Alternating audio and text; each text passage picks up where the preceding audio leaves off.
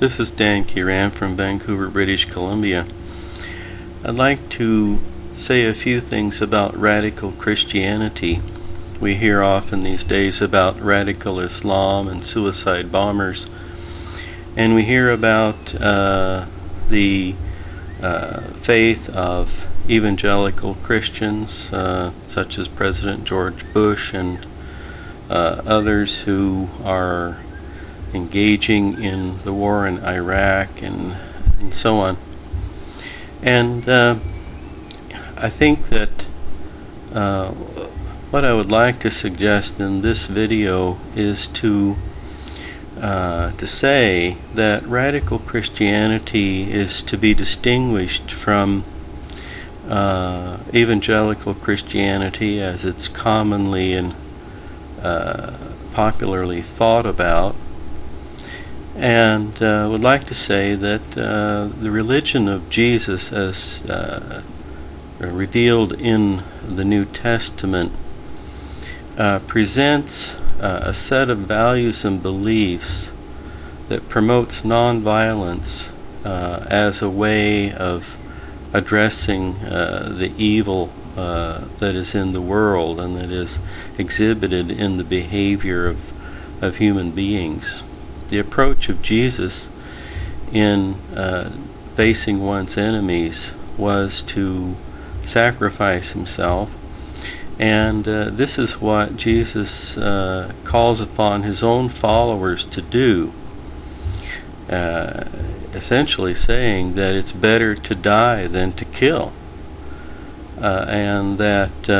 the weapons that his followers are to use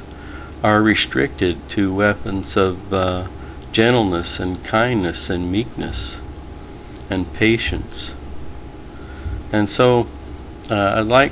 to present this to you and for your consideration, and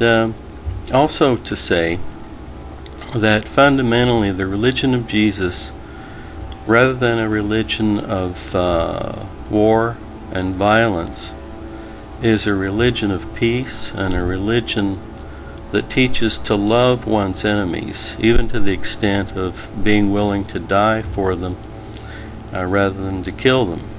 And one might say, well, what about an innocent victim who is attacked by an evil person or a violent person? In that case, I believe that the way of Christ is to intervene between the victim and the attacker, and to sacrifice oneself for the victim as well as for the attacker, if there's no way of escape. If it comes down to that, then it's better, even in that situation, to die rather than to kill. This is very different than what many evangelical Christians advocate, and it's certainly the opposite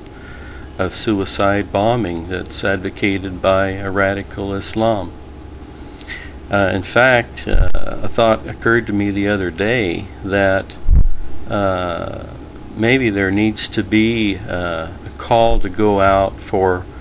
suicide caregivers, people that are willing to place themselves in harm's way in dangerous places and situations in the world, and to risk losing their own lives in the cause of saving the lives of others. So I like to present these thoughts for your consideration and present it as an alternative to popular Christianity, and certainly an alternative to radical Islam. Thank you, and goodbye from Vancouver, Canada.